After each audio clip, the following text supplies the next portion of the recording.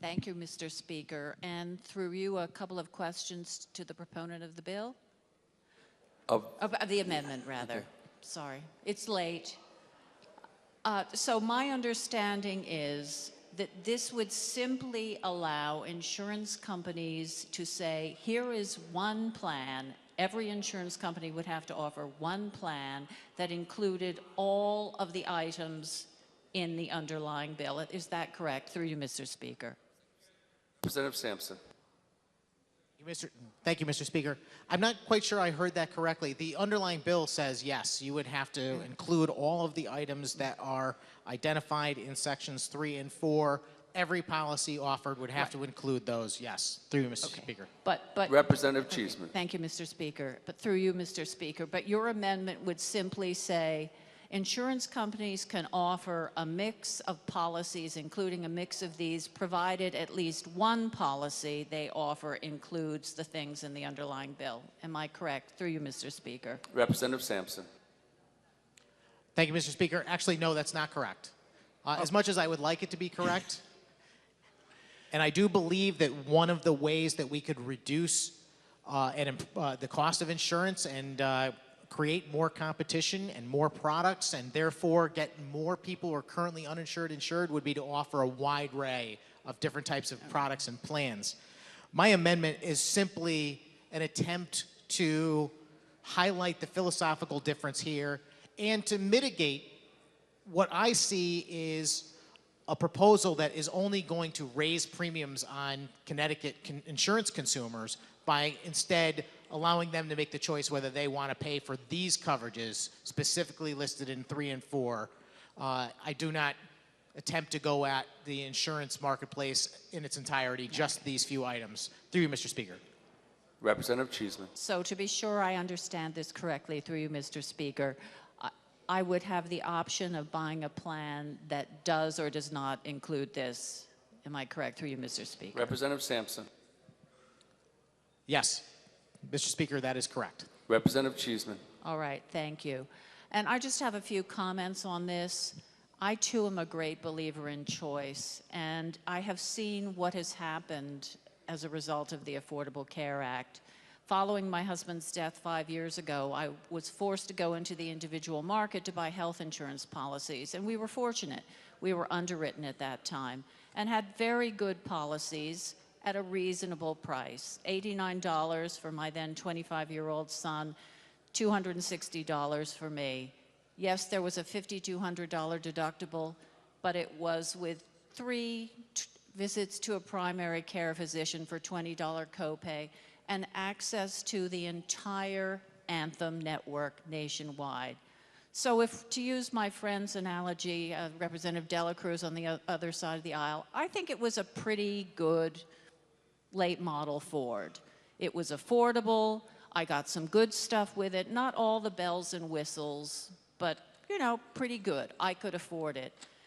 Fast forward 5 years prior to my election here, my policy had gone up to $750 a month. My son's had quadrupled. This year, his policy has gone up even more. His deductible is now $6,200.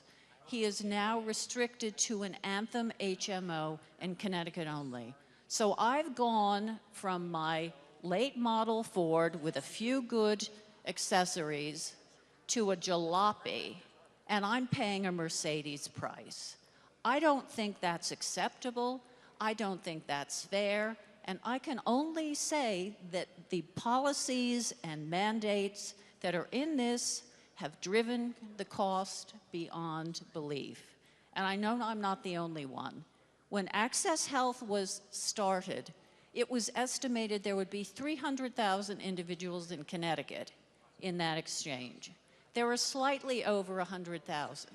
The vast majority of people who've gained coverage have been through Medicaid. The 100,000 plus who are forced to buy insurance through the individual market because they make too much money to qualify for a subsidy have seen unsupportable increases. I was paying more than a third of my after-tax income for health insurance. I opted to do it because I believed it was important. So I believe anything that restores choice and gives people an opportunity to have affordable health care is a good thing. Therefore, I will be supporting this amendment. Thank you very much, Mr. Speaker. Thank you very much, Mr. Speaker. Through you, Mr. Speaker, a question for the proponent of the bill. Please proceed. Yes, looking at the description, I see that because of ERISA, state insurance health mandates do not apply to self-insured plans. Through you, Mr. Speaker, could the proponent of the bill tell me how many residents are covered by those self-insured plans? Representative Scanlon. Through you, Mr. Speaker, I don't have the exact number, but it's about 30% of our population. Through you, Mr. Speaker. Representative Cheeseman. So this mandate, through you, Mr. Speaker, would apply to anyone in an individual plan or a small or large group plan. Through you, Mr. Speaker. Representative Scanlon. Through you, Mr. Speaker, I would remind my good colleague on the other side of the aisle that under the federal law, which applies to everybody in this country, all of these things are already applying to them. If we pass this law today, as I hope we certainly do, it would apply to only those with fully insured plans should the Affordable Care Act be repealed. Through you, Mr. Speaker.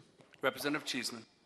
Thank you, and I appreciate the explanation. With those additional coverages outlined, some of which are included in the Affordable Care Act, some of which are not, which are specifically in that section dealing with women's coverage, would those be included in those self-insured group plans through you, Mr. Speaker?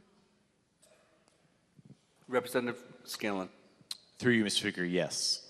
Representative Cheeseman. So through you, Mr. Speaker, that would not be governed by ERISA? Through you, Mr. Speaker. Representative Scanlon. Through you, Mr. Speaker, I believe I may have misunderstood the representative's last question. If she would repeat that, I would appreciate it. Representative Cheeseman, can you repeat your last question? I would be happy to. There's a section that includes benefits specifically assigned to women, some of which I understand are included in the essential health benefits, some of which were not. And my question is, would those that are not included in the essential health benefits be applied equally to self-insured plans? Through you, Mr. Speaker. Representative Scanlon. Through you, Mr. Speaker, I believe the answer in a different way of which the representative is asking is it only does apply to fully insured plans. Through you, Mr. Speaker. Representative Cheeseman. Okay. I think the more we talk about this, the more we all realize how complex the insurance market is.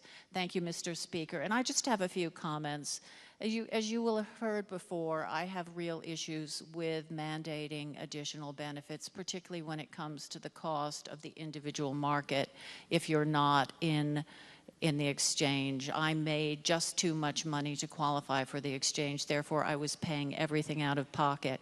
So I do think adding additional mandates or the perception of additional mandates, or even if they're not additional mandates, interfering with individual choice where one might be in a position to make a more affordable choice is a mistake. And then I just have a philosophical point to make.